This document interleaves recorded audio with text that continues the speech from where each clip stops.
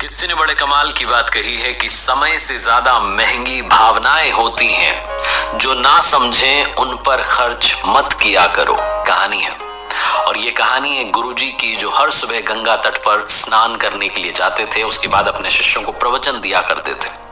अपने रूटीन को फॉलो करते हुए गंगा नदी में स्नान किया, उसके बाद आकर के सुबह सुबह शिष्यों को प्रवचन दे रहे थे। तभी उन्हें जोर जोर से किसी के चिल्लाने की आवाज आने लगी।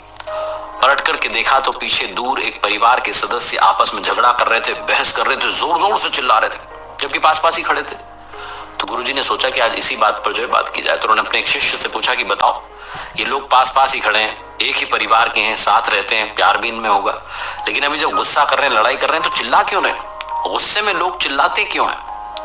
तो शिष्य ने कहा कि गुरुजी गुस्सा आ गया, गुस्से में कैसे अपने गुस्से को प्रकट करें, इसलिए चिल्ला चिल्ला के प्रकट कर रहे हैं। गुरुजी उसके जवाब से संतुष्ट नहीं हुए। दूसरे ने जवाब दिया कि गुरुजी भावनाओं पर नियंत्रण नहीं रख पा रहे हैं, कंट्रोल ही नहीं रहा इमोशंस पर, इसलिए चिल्ला रहे हैं। गुरुजी को वो जवाब पसंद नहीं आया। बहुत सारे शिष्य ने अपने अपने तरीके से जवाब दिया, लेकिन गुरुजी को पसंद नहीं आया। तो उन्होंने फिर खुद से उत्तर दिया। उन्होंने कहा सुनो और समझो, एक ही परिवार के लोग हैं, साथ रहते होंगे, प्यार होगा इनमें, लेकिन अभी जब बहस आ गई है, गुस्सा हो रहा है, तो ऐसी सिचुएशन में चिल्ला रहे हैं, जबकि पास पास खड़े हैं। क्रोध में इंसान पास होने पर भी चिल्लाता इसलिए है क्योंकि सामने वाले से उसके दिल की दूरी बढ़ जाती है। ये खड़े तो पास हैं, लेकिन इनके दिल बहुत दूर जा चुके हैं। और क्या होता है, जब इंसान दूर खड़ा होता है, हम चिल्ला करके बात करते हैं, तो बस इनके दिलों में दूरियां बढ़ चुकी हैं, इसीलिए जोर जोर से चिल्ला रहे हैं। तुमने देखा है उन लोगों को जिनमें प्रेम होता है, वो बहुत धीमी आवाज में बात करते हैं। जब प्रेम प्रगाढ़ हो जाता है तो फुसफुसा करके बात कर लेते हैं, और जब प्रेम और प्रगाढ़ हो जाता है तो कुछ कहने की जरूरत नहीं होती, शब्द बोलने की भी जरूरत नहीं होती, इशारों इशारों में बात हो जाती है।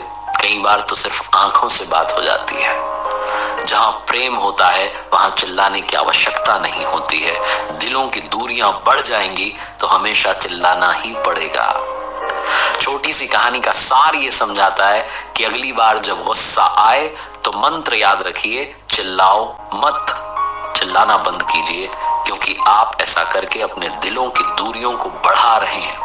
हो सकता है किसी बात पर बहस हो जाए, आपको गुस्सा आ जाए, सामने वाले से आपका थॉट मैच ना करे, लेकिन इतनी भी दूरी मत बढ़ने दीजिए कि चिल्लाने की आवश्यकता पड़े, और इतनी ज्यादा दूरी ना बढ़ जाए कि आप चिल्लाते रहें और फिर आपकी आवाज भी पहुंचना सामने वाले तक बंद हो जाए।